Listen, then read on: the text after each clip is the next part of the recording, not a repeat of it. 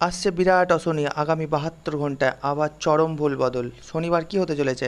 ভিজবে কলকাতা, জানিয়ে দিল আলিপুর আবহাওয়া দপ্তর।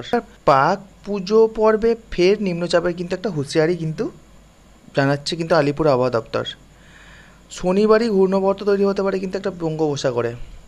এই ঘূর্ণবর্ত থেকে কিন্তু সোমবার নিম্নচাপ তৈরি হওয়ার একটা প্রবল সম্ভাবনা কিন্তু রয়েছে।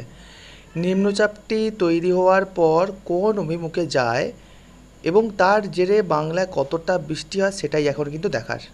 এই নিম্নচাপই কিন্তু শেষ নয়।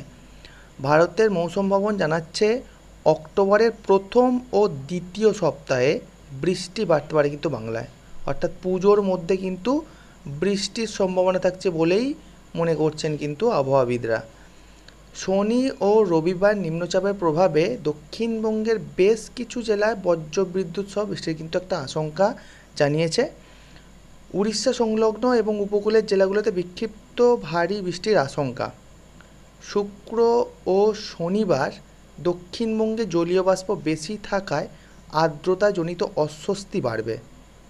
দার্জিলিং থেকে সিকিমের পার্বত্য এলাকায় গরম এবং অস্বস্তি দুটোই বাড়বে আগামী 48 থেকে 72 ঘন্টায়। এখনও পর্যন্ত মৎস্যজীবীদের জন্য কোনো রকম কিন্তু সতর্কবার্তা নেই। নতুন করে নিম্নচাপের আশঙ্কা বঙ্গোপসাগরে, উত্তর আন্দামান সাগরে শনিবার তৈরি হবে কিন্তু ঘূর্ণবাত। ঠিক আছে, এই ঘূর্ণবর্ত ঘনীভূত হয়ে নিম্নচাপে পরিণত হবে সোমবার। উত্তর পশ্চিম এবং মধ্য বঙ্গোপসাগরে এই নিম্নচাপ তৈরি হওয়ার কিন্তু একটা প্রবল সম্ভাবনা কিন্তু রয়েছে।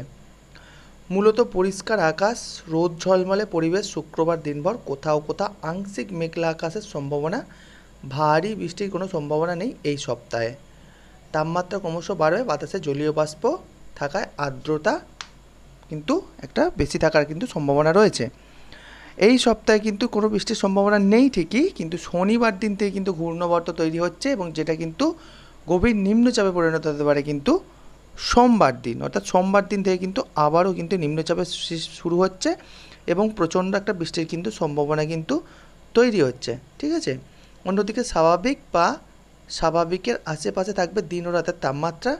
রবিবার থেকে বৃষ্টির সম্ভাবনা দক্ষিণবঙ্গে, বিক্ষিপ্তভাবে দু এক জায়গায় ভারী বৃষ্টির সম্ভাবনা থাকবে উপকূল ও উড়িষ্যা সংলগ্ন জেলাগুলিতে। রবিবার 22 সেপ্টেম্বর কিন্তু বলছে বজ্রবিদ্যুৎ সহ বৃষ্টির সম্ভাবনা কলকাতা, হাওড়া, হুগলি, উত্তর 24 পরগনা, দক্ষিণ 24 পরগনা, পূর্ব পশ্চিম মেদিনীপুর এবং ঝাড়গ্রামে। আর সোমবার বলছে বজ্রবিদ্যুৎ সহ বৃষ্টির সম্ভাবনা রয়েছে হুগলি, উত্তর 24 পরগনা, পশ্চিম মেদিনীপুর, বাঁকুড়া, পূর্ব ও পশ্চিম বর্ধমানের জেলাগুলোতে। ঠিক আছে, এই হচ্ছে নতুন একটা আবহাওয়ার আপডেট ছিল। তো আপনারা বুঝতেই পারলেন যে পুজোতে কিন্তু বৃষ্টির একটা কিন্তু প্রবল সম্ভাবনা তৈরি হয়েছে এবং আগামী সোমবার দিনও কিন্তু একটা প্রবল নিম্নচাপের তৈরি হয়েছে। দেখা যাক পুজোতে বৃষ্টি হয় না এটাই আমাদের লক্ষ্য থাকবে। এবং আপনারাও কমেন্ট বক্সে কমেন্ট করে জানান যে পুজোতে কি বৃষ্টি হতে পারে না হতে পারে না। ঠিক আছে, চলো আজকের ভিডিওটি এই পর্যন্তই। প্লিজ চ্যানেলটিকে সাবস্ক্রাইব করে রাখুন এবং ভিডিওটিতে লাইক করুন এবং বেল আইকনটি প্রেস করে রাখুন যাতে পরবর্তী ভিডিও আসা মাত্রই কিন্তু আপনি যাতে নোটিফিকেশানটি পেয়ে যান। থ্যাংক ইউ ভিডিওটি দেখার জন্য।